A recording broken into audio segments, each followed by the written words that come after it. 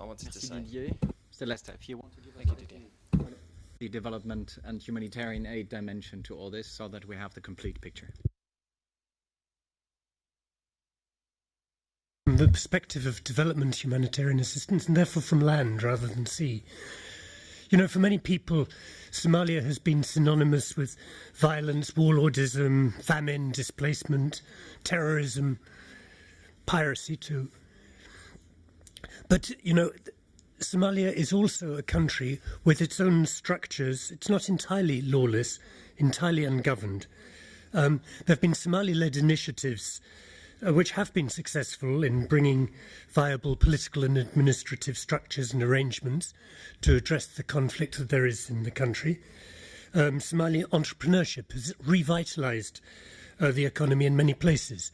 You'll find one of the most vital, for instance, telecommunication systems in all of Africa, with the lowest rates for international calls of anywhere.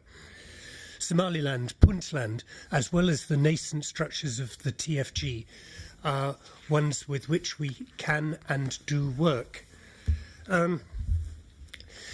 Nonetheless, Somalia is a country at war.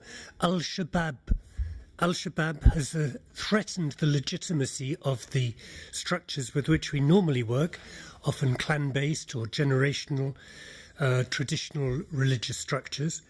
It has limited the space for working with the normal templates of Somali society and dialogue and negotiation. There is an ideological war on, and it's with this that we are fighting. The addressing these sort of structures. In response to this challenge, the EU is, of course, on the security front, but it is also involved in state building, peace building, working on the economy, and working with humanitarian support. It's also a key player in diplomacy. It was thus that it was here in Brussels in 2009 that the conference to draw in pledges of support for the security sector was organised here with Ban Ki-moon here in Brussels.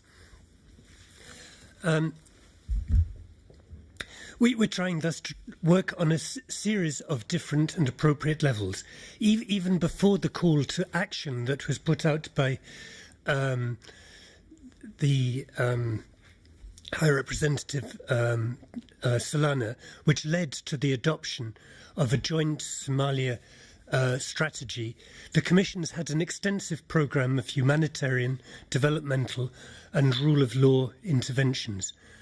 Over the last year, we've sought to provide support, complementary support, to the military activities of Atalanta on the one hand and military training on the other. For Atalanta, through the so-called stability instrument, we've provided support to the Kenyan and Somali and the Seychelles government to facilitate them in the taking on for trial of suspected pirates. AMISOM, the force made up of Ugandans and Burundians, and we hope in the future others through the African Union. It is the European Union, the European Commission, that through the African Peace Facility covers all their salaries, allowances, of those troops defending the TFG, the transitional government in Mogadishu. Through the cooperation programme, one element of it is the so-called rule of law programme. We fund all the salaries of the police, not only in Mogadishu, but we also provide support for police training, judicial training, prison training in south-central Somalia, but also in Somaliland and in Puntland. Let me try and express more broadly. We believe that what the military support is doing is opening a space for the finding of political solutions in Somalia. There isn't a military solution without Somali-owned political solutions too. That's why we're working on a political level, on a developmental level. To take an example of developmental level, it is through our work with livestock, that Saudi Arabia has now lifted its ban on Somalian livestock imports, making a real alternative and legitimate economic option to the illegitimate activities of piracy and so on.